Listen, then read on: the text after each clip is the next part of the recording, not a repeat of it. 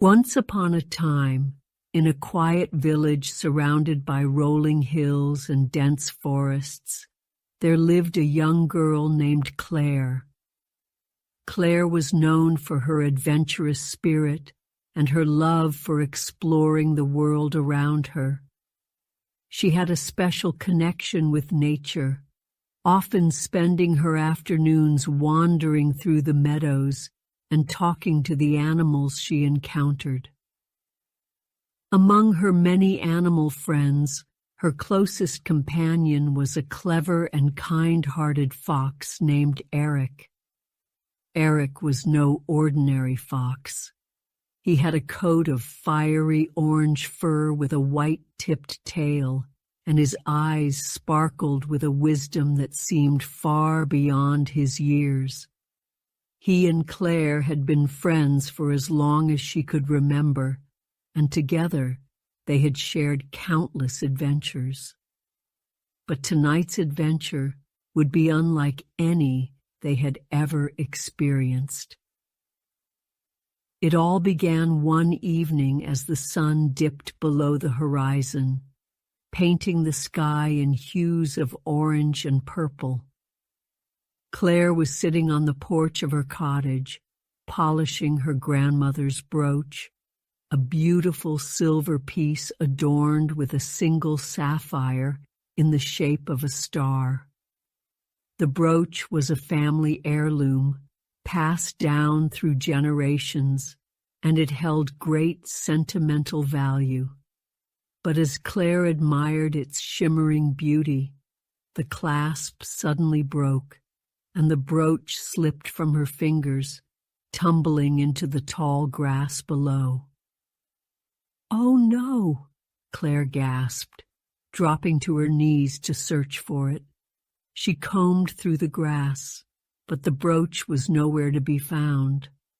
Just then, Erik appeared, his ears perked and his tail swishing curiously. "What's wrong, Claire?" Erik asked, his voice soft and reassuring. "I've lost grandmother's brooch," Claire replied, her voice trembling. "It fell into the grass, and now I can't find it." Erik tilted his head, his sharp eyes scanning the ground. "Don't worry, Claire. We'll find it together. But I think I saw something glimmering near the edge of the forest. Maybe it rolled that way." Claire's heart leapt with hope. "Let's go!" Hand in paw, Claire and Erik made their way to the edge of the forest. The trees loomed tall and mysterious, their branches swaying gently in the evening breeze.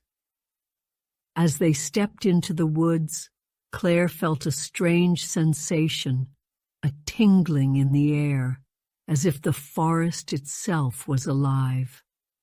The moonlight filtered through the leaves, casting an ethereal glow on the path ahead. "This isn't like any other forest," Claire whispered, her eyes wide with wonder. Erik nodded. "This is the Enchanted Forest. It's a place where magic thrives, and anything can happen. But don't be afraid. I'll be right by your side." As they ventured deeper into the forest, the trees seemed to whisper secrets to one another, their leaves rustling in a language only they could understand. Fireflies danced around them, their tiny lights flickering like stars. Claire and Erik followed the trail of glowing lights, hoping they would lead to the lost brooch. After a while, they came across a small clearing where a crystal-clear stream flowed. Sitting by the stream was a tiny, glowing creature, a fairy no taller than Claire's hand.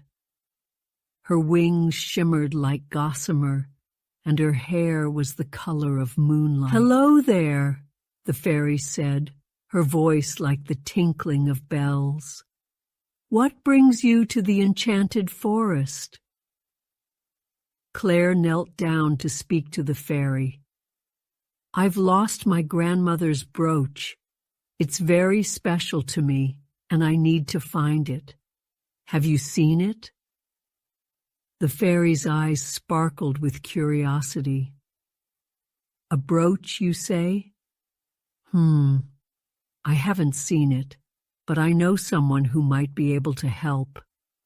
Follow the stream to the Whispering Willow.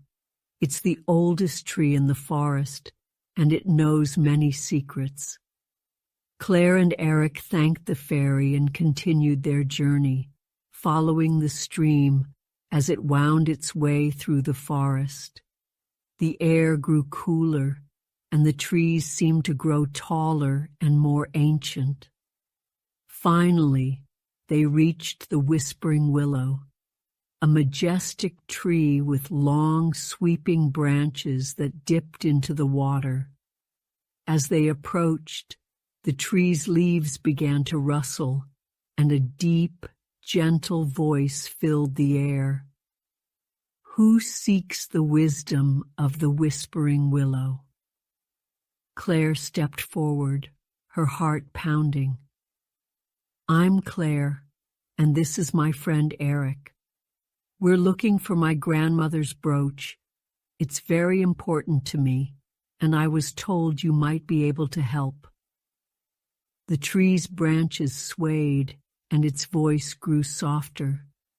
"Ah, the brooch. I have seen it.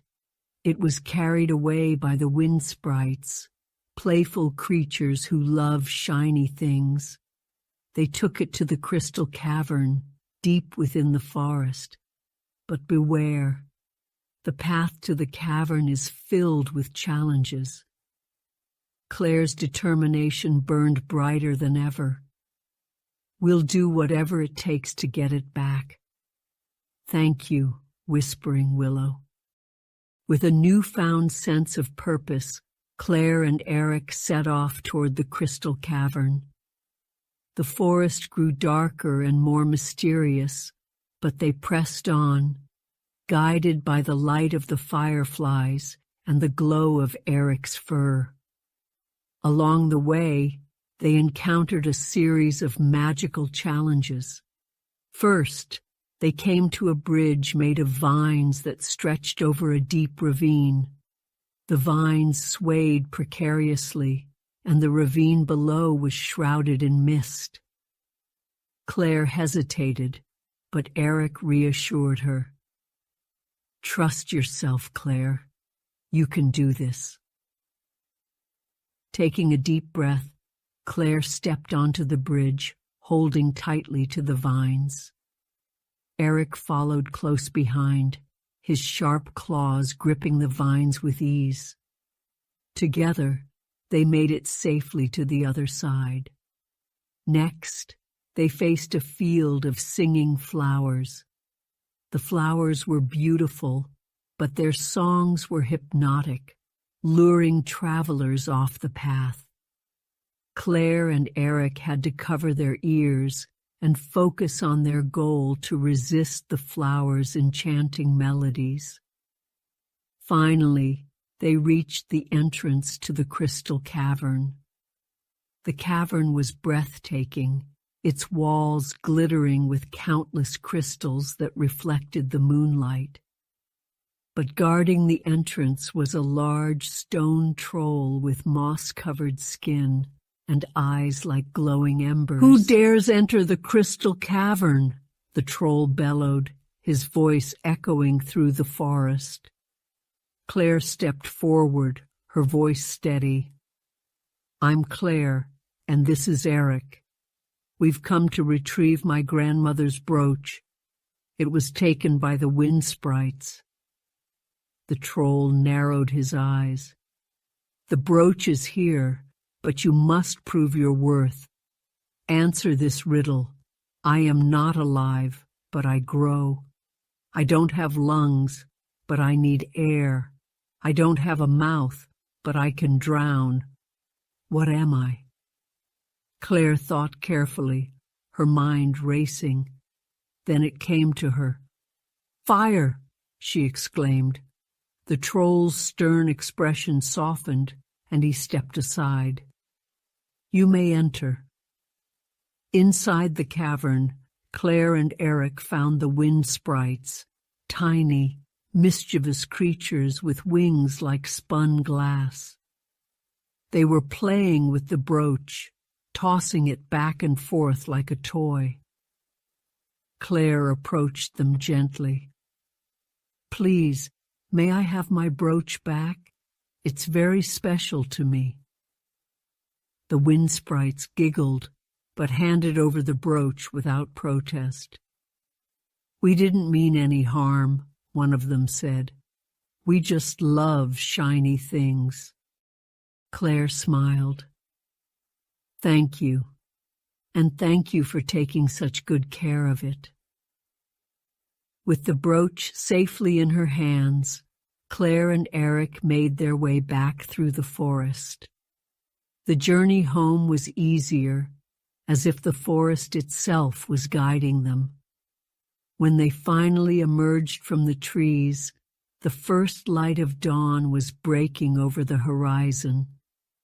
Claire held the brooch up to the light, its sapphire glinting like a star. "We did it, Eric. Thank you for coming with me." Eric nuzzled her hand. "Always, Claire. That's what friends are for." As they walked back to the village, Claire felt a deep sense of gratitude, not just for finding the brooch, but for the magical adventure she had shared with Eric. She knew that the enchanted forest would always hold a special place in her heart, and that its magic would stay with her forever. And so, Claire and Eric returned home, their bond stronger than ever. From that day on, they often ventured into the forest, not in search of lost treasures, but simply to bask in its wonder and magic. And whenever Claire looked at her grandmother's brooch, she was reminded of the night she and Eric discovered that the world was far more magical than she had ever imagined.